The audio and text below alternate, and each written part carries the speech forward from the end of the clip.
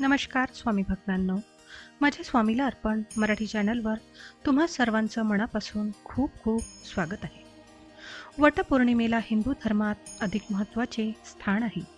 या दिवशी विवाहित महिला आपल्या पतीच्या दीर्घायुष्यासाठी आणि अखंड सौभाग्यासाठी या दिवशी उपवास करून वडाच्या झाडाची पूजा करतात. शिवाय पूजा करण्यापूर्वी महिला सुंदर साडी, दागिने घालून साज शृंगार करतात. वटपौर्णिमा हा सण वटसावित्रीच्या नावानेही ओळखला जातो. या दिवशी सावित्री आणि सत्यवान यांची पूजा केली जाते. आपल्या देशात पश्चिम भारतात हे व्रत ज्येष्ठ पौर्णिमेच्या दिवशी पाळले जाते, तर उत्तर भारतात वटसावित्रीचा उपवास ज्येष्ठ अमावस्येला केला जातो. यंदा ज्येष्ठ वटपौर्णिमा 21 जून 2024 रोजी साजरी केली जाणार आहे. पण वटपौर्णिमेला कोणत्या शुभ रंगाची साडी नेसावी, कोणत्या रंगाच्या बांगड्या घालणे शुभ राहील किंवा कोणत्या रंगाची साडी नेसू नये, कोणत्या रंगाच्या बांगड्या घालू नये, तसेच या शुभ रंगांनाच महत्त्व काय, असा प्रश्न सर्व स्त्रियांना पडला असेल. तर याबद्दल संपूर्ण माहिती आजच्या व्हिडिओमध्ये आपण जाणून घेणार आहोत. पण त्याआधी माझ्या स्वामीला अर्पण मराठी चॅनलवर नवीन असाल, अजूनपर्यंत चॅनलला सबस्क्राईब केलं नसेल तर पटकन सबस्क्राईब करा. साईडला एक घंटीचं बटन दिलं आहे, ते सुद्धा प्रेस करा, म्हणजे आपल्या चॅनलवर जेव्हा नवनवीन व्हिडिओ येतात तर त्याचं नोटिफिकेशन तुम्हाला मिळाल्यामुळे तुम्ही व्हिडिओ लगेच बघू शकाल.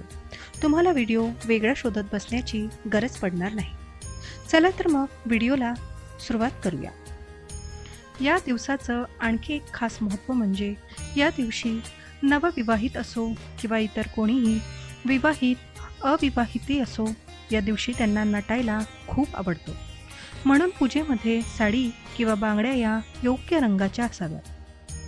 कारण पूजेमध्ये योग्य रंगाचे कपडे न निवडल्याने पूजा पूर्ण मानली जात नाही आणि त्याचं फळ मिळत नाही अशी श्रद्धा आहे. पूजेच्या वेळी कोणते रंग वापरावे याची माहिती हिंदू धार्मिक ग्रंथामध्ये आढळते. शिवाय ज्योतिषशास्त्रासोबतच वास्तुशास्त्रातही रंगांना महत्त्वाचे स्थान दिले गेले आहे. अशा वेळी पूजेत कोणत्या रंगाचे कपडे वापरावेत या गोष्टीची काळजी नक्कीच घेतली पाहिजे. काळा आणि निळा रंग कधीही वापरू नये. ती मग कोणतीही पूजा असेल.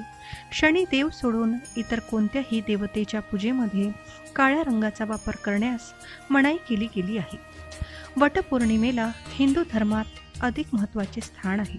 या दिवशी विवाहित महिला आपल्या पतीच्या दीर्घायुष्यासाठी आणि अखंड सौभाग्यासाठी उपवास करून वडाच्या झाडाची पूजा करतात.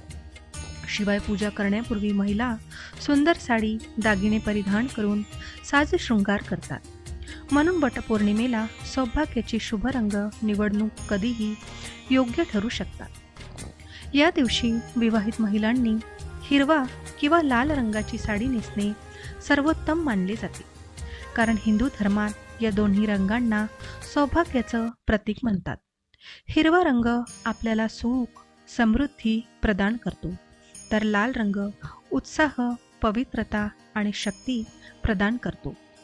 त्यामुळे या रंगाची साडी तुम्ही नक्कीच नेसू शकता. शिवाय सौभाग्यवती महिलांसाठी लाल, हिरवा असे रंग जास्त महत्त्वाचे ठरतात. कारण लाल रंग हा देवी लक्ष्मी मातेचा प्रतीकही आहे. आता लाल रंग जर तुम्ही साडीसाठी निवडला तर लाल साडीसह तुम्हाला सोन्याचे दागिने घातल्यास अधिक आकर्षक वाटू लागेल आणि तुम्ही अधिक सुंदरही दिसू शकाल. लाल रंगाच्या बांगड्या आणि लाल रंगाची साडी नेसल्यास नशीब आणि यश आकर्षित करण्यासाठी मदत मिळू शकते.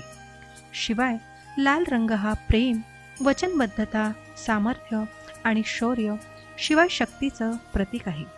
त्यामुळे तुम्ही लाल रंगाची निवड निश्चितच करू शकता. त्यानंतर हिरवा रंगसुद्धा निवडू शकता. वटपौर्णिमेच्या दिवशी तुम्हाला हवा असेल तर तुम्ही हिरव्या रंगाची साडी नेसू शकता. कारण हिरवा रंग हा निसर्ग आणि नशिबाचा सूचक मानला जातो. वैदिक शास्त्रातही हिरवा रंग डोळ्यांसाठी खूप सुखदायक मानला जातो. असं मानलं जातं की जो व्यक्ती हिरवा रंग वापरतो त्याला पैशाची कमतरता नसते. शिवाय यामागे कारण म्हणजे आई लक्ष्मीलाही हिरवा रंग आवडतो. याचबरोबर तुम्ही नारंगी, पिवळा, जांभळा किंवा गुलाबी रंगाची साडी सुद्धा निवडू शकता. कारण पिवळा रंग सुद्धा सर्व प्रकारच्या पूजेत वापरला जातो. त्यामुळे हा रंग पूजेसाठी शुभ रंग मानला जातो. भगवान श्री विष्णूला पिवळा रंग खूप प्रिय आहे. पिवळा रंग सौंदर्याचं प्रतीक देखील मानला जातो आणि जिथे भगवान श्री हरी विष्णू असतात तिथे माता लक्ष्मी सहज वास करू शकतात. त्यानंतर तुम्ही गुलाबी रंग सुद्धा निवडू शकता. गुलाबी हा रंग असा आहे तो कोणत्याही महिलेवर आकर्षक दिसतो. त्यामुळे वटपौर्णिमेच्या दिवशी तुम्ही गुलाबी रंगाची साडी नक्कीच नेसू शकता. ज्योतिषशास्त्रात शुक्र ग्रहाला सौंदर्य आणि सुखी वैवाहिक जीवनाचा कार्यग्रह मानला जातो. त्यामुळे वटपौर्णिमेच्या दिवशी त्याचबरोबर इतर दिवशी सुद्धा ज्या महिला शृंगार करतात त्यांच्या कुंडलीतील शुक्र ग्रह मजबूत होऊ शकतो. वटपौर्णिमेला सुंदर साडीसोबतच इतर साज शृंगार करणे देखील अत्यंत शुभ मानले जाते. यावेळी हातात काचेच्या बांगड्या, केसांमध्ये सुवासिक फुलांचा गजरा, नथ, कुंकू, टिकली, दागिने, पैंजण आपल्या आवडीनुसार शृंगार करावा. बांगडी, पैंजण, जोडवी केवळ सौभाग्याच्या वस्तू नाही तर आरोग्यासाठीही फायदेशीर मानले जातात. ज्या ठिकाणी महिलांच्या हातातील बांगड्या, पायातील पैंजणाचा आवाज राहतो त्या ठिकाणी देवी देवतांची विशेष कृपा राहते. अशा घरामध्ये सुख, शांती आणि समृद्धी राहते अशी आख्यायिका आहे. तर यावर्षी तुम्ही सुद्धा वटपौर्णिमेला खास आणि शुभ रंगाची साडी नक्कीच परिधान करू शकता. मात्र वटपौर्णिमेच्या दिवशी काळ्या किंवा निळ्या रंगाची साडी अजिबात नेसू नये किंवा पूर्ण पांढऱ्या रंगाची साडी सुद्धा नेसून पूजा करू नये, कारण ते अशुभ मानले जाते. आपल्या हिंदू धर्मात काळा आणि पांढरा रंग पूजेमध्ये निषिद्ध मानला जातो. तर यंदा वटपौर्णिमेचा सण शुक्रवार दिनांक 21 जूनला साजरा केला जाणार आहे. वटपौर्णिमेची तिथी 21 जूनला सकाळी 7:32 सुरू होणार आहे आणि ती 22 जून रोजी सकाळी 6:38 समाप्त होणार आहे. वटपौर्णिमेच्या दिवशी स्त्रिया पतीच्या दीर्घायुष्यासाठी वडाची पूजा करतात आणि उपवास करतात. या दिवशी वडाची पूजा करण्यासाठी पहाटे 5:24 शुभ मुहूर्त सुरू होणार आहे.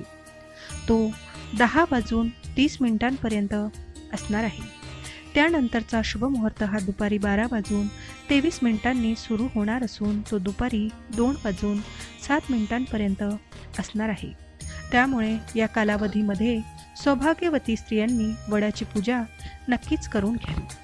तर मित्रांनो, हा व्हिडिओ तुम्हाला कसा वाटला मला कमेंट करून नक्की सांगा. व्हिडिओ आवडला असेल तर व्हिडिओला लाईक करा. जास्तीत जास्त लोकांना हा व्हिडिओ शेअर करा म्हणजे त्यांना सुद्धा ही माहिती मिळेल. चला तर मग आजच्या व्हिडिओमध्ये एवढेच. मी तुम्हाला परत भेटते अशाच एका नवीन आणि माहितीपूर्ण व्हिडिओमध्ये. तोपर्यंत सर्वांनी काळजी घ्या आणि असेच छान छान माहितीपूर्ण व्हिडिओ पाहण्यासाठी आजच आपल्या स्वामीला अर्पण मराठी चॅनलला सबस्क्राईब करा आणि त्याचबरोबर कमेंटमध्ये तुम्ही कोणत्या रंगाची साडी निवडली हे नक्की कमेंट करून सांगा. धन्यवाद. श्री स्वामी समर्थ. जय जय स्वामी समर्थ.